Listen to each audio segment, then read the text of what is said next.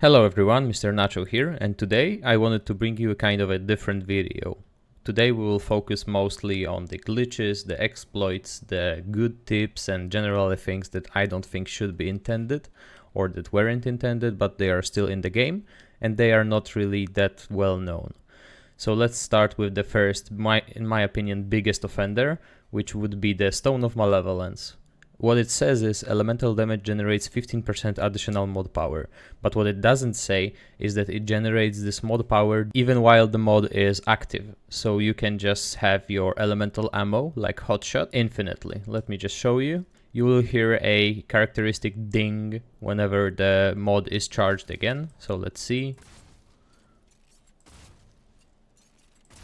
3 shots. That's all it took to regenerate the mod. After it runs out, we can just use it again and have elemental ammo infinitely. So this is incredibly powerful. The other use for the Stone of Malevolence would be to use it with the detonation trigger, because any explosion now not only does 25% more damage, but it applies burning, which is elemental damage, which also will give us bonus mod power. So something like Aphelion and Starshot can exploit this pretty well. Let me show you on some longer distance so I don't kill myself. So normally we would just shoot this once, then shoot Aphelion one, and now we already have 4 stacks. We can just use it again and use Aphelion again, and we can just loop it infinitely. You have to be sure to use it quite far away from you, not to damage yourself, because it does heavy damage. But in general, as you can see, thanks to the Stone of Malevolence, we can just spam and continue using it infinitely. The next thing that works quite similarly, but not exactly the same, would be the Variant Sigil. And again, what it says is that critical and weak spot hits generate 10% additional mod power. But it doesn't tell you that, again, it just generates the mod power during the activation of the mod itself, so you can just loop it and spam it infinitely. Let me show you on the example of the Nightfall, because it works here great. If we just put in momentum, it should be incredibly useful.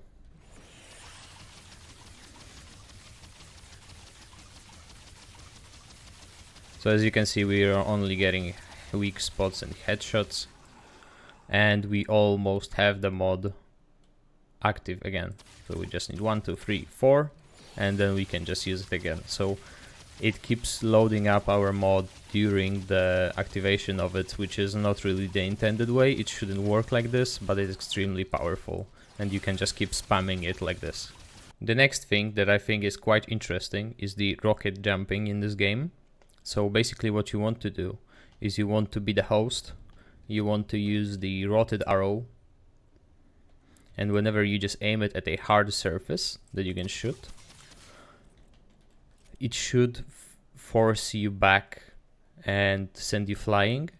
Whenever you, during the explosion, spam F11 key, which will minimize and maximize the window that you're using. So let me try to show you.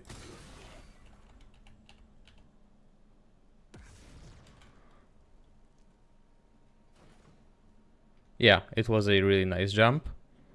It sent us flying. It can be used to skip the Ravager bridge.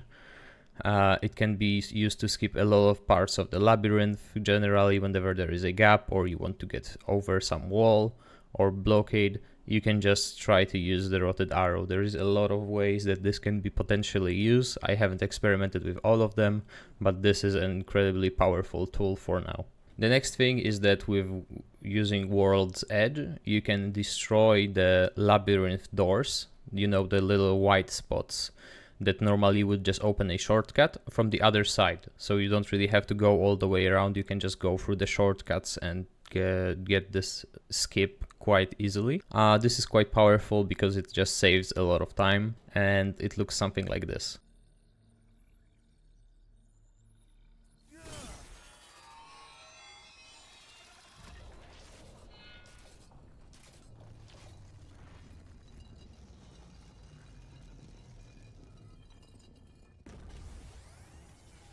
The next thing that I wanted to show you is the infinite reload spam and infinite ammo, really.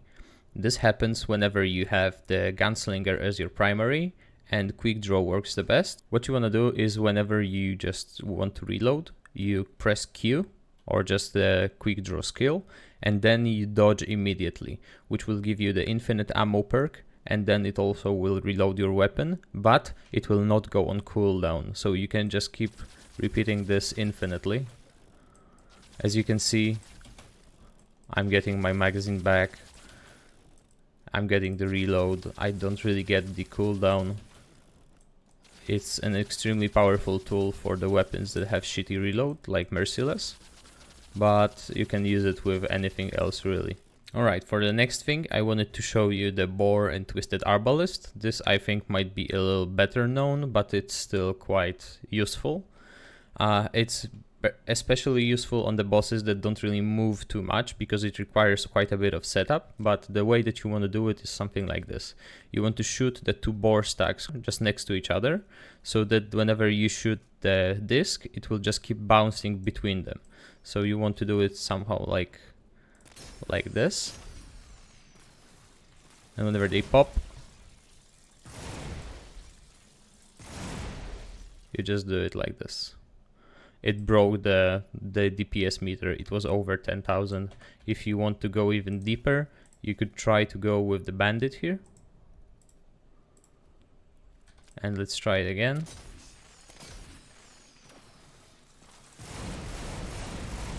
Infinite damage. Yeah, it's 11,000. It maybe will come back and fix itself. Yeah, so this does incredible damage. If you are having any trouble with some bosses and you want to just cheese them, this would be the way. So the next thing that I wanted to show you is how to have 5 concoctions active at the same time while not even using the alchemist as your main archetype. So we can have 5 active right now, so let's just activate 5 of them.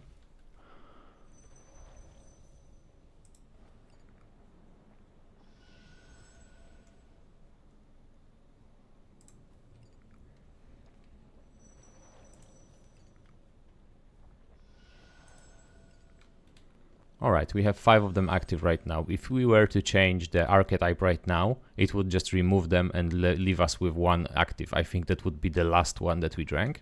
But if we die and then try to change the archetype, it will allow us, and it will not really cause us to lose any of the concoctions active. So let's see.